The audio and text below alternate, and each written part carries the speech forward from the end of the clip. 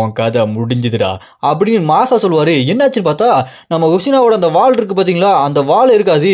எங்க போச்சுன்னா அந்த வால் கிட்ட அந்த ஸ்வாட் இருக்கு பாத்தீங்களா, அதோட அந்த வால் பிஞ்சு பறந்து போய் பின்னாடி வழியா போய் குத்தும் பாருங்க கழுத்துல. அது முன்னாடி வந்து அந்த கோரை டேமேஜ் பண்ணிடும். அவ்வளவுதான், கைஜி நம்பர் 12 கதை முடிஞ்சிச்சு. நம்ம ஒசினா சும்மா பயங்கரமான பிளான போட்டிருக்காருங்க.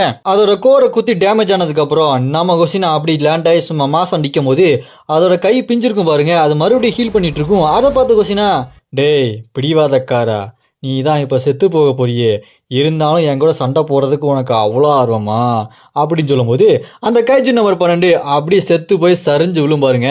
அப்ப நம்ம கொஸ்டினா அந்த கைஜி நம்பர் 12 பார்த்து, டேய் நீ ஒரு தேவையில்லாத பையன்டா, உன்கிட்ட சண்டை போட்டு எனக்கு ரொம்ப டயர்ட் ஆயிடுச்சு அப்படின்னு சொல்லிட்டு நம்ம கொஸ்டினா அப்படி கீழே அப்பாடா அப்படின்னு படுத்துருவாரு. அதை பார்த்துட்டு அந்த கண்ணாடி போட்ட பொண்ணு, வயசுக்கு அப்புறம் கொஸ்டினா நீங்க வேற லெவல் பண்ணிட்டீங்க, ஆஹா ஓஹோ, நாங்க எல்லாருமே சந்தோஷப்பட்டுட்டு இருப்பாங்க.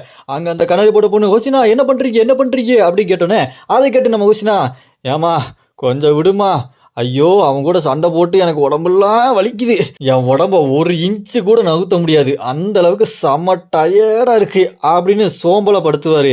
அப்ப அந்த கைஜி நம்பர் 10, டே டோராமண்டா என்னடா அந்த கைஜி நம்பர் 12 தான் செத்துருச்சுல, இப்ப வா உன்னோட ஆபீசர்ஸ் கூட சண்டை போடலாம் அப்படின்னு சீசன் 2ல சொன்ன மாதிரியே சொல்லிட்டு இருக்கோம். அதை கேட்டு நம்ம ஒசினா சிரிச்சிட்டு இருப்பாரு.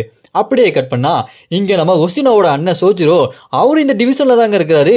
அவர் இங்க இருக்கிற டிவிஷன் இருக்க கேப்டனா இருக்காரு. அவர்கிட்ட அங்க இருக்க ஒருத்த வந்து, இங்க பாருங்க கேப்டன், உங்க தம்பி கொஸ்டினா அவர் கைஜி நம்பர் 12 கொன்னுட்டாருங்க அப்படி சொன்னோன்னே, அதை கேட்டு அவரோட அண்ணன் சுஜிரோ, என்னது கொன்னுட்டானா, அச்சச்சோ என்ன அவன் கூட யாரையும் சேர்த்து கொண்டானா இல்ல கண்ணை வச்சு கொண்டானா இல்ல ஸ்வாட வச்சு கொண்டானா அப்படின்னு கேட்டோன்னே, அதுக்கு அவனும் கேப்டன் அவர் ஸ்வாட வச்சு சிங்கிளா நின்று அதை கொண்டுட்டாரு அப்படின்னு சொன்னோன்னே, அதை கேட்டு அந்த சோஜிரோ அண்ணனும், என்னது ஸ்வாட வச்சு கொண்டுட்டானா, அவன் அந்த அளவுக்கு சண்டை போட மாட்டானடா, வீக்குன்னு தானே நினைச்சேன், இந்த அளவுக்கு ரொம்ப பயங்கரமான நல்லா இருக்கானடா அப்படின்னு சொன்னோன்னே, அதை கேட்டு அந்த மொட்டை தலையனும், அப்படின்னா கேப்டன் நீங்க அவரை பாராட்டலாமே அப்படின்னு சொன்னோன்னே, அதை கேட்டு ஒசினாவோட அண்ணன், டே பாராட்டலாம்டா, ஆனா சின்ன வயசுல அவனை ரொம்ப புள்ளி பண்ணிட்டேனே, தொப்பி தலையா டோரா மண்டையான்னு, அவன் ஸ்வாட வச்சு சண்டை போடக்கூடாதுன்னு அவனை ரொம்ப கொடுமைப்படுத்திட்டேன், இருந்தாலும் அவனை டிமோட்டிவேட் பண்ணுவேன்னு பார்த்தா அது அப்படியே ரிவர்சல் ஆகி அவன் ரொம்ப மோட்டிவேட் ஆகி இப்போ ஸ்வாட வச்சு பயங்கரமா சண்டை போடுறான். அவன் கண்ணை வச்சு கூட சண்டை போடல, இருந்தாலும் அவன் ரொம்ப பலசாலி தான்.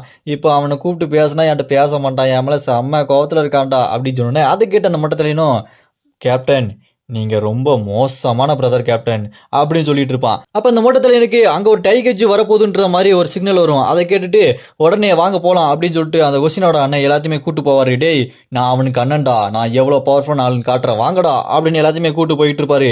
அப்புறமா அந்த ஹெட் குவார்டர்ஸ்ல அவரு கைஜு நம்பர் 12 கொண்டுட்டாரு, ஹோசினோ தனியா நின்று கொண்டுட்டாரு அப்படின்னு நம்ம ஹீரோ கஃப்கா முத கொண்டு எல்லாத்துக்குமே தெரியப்படுத்துவாங்க.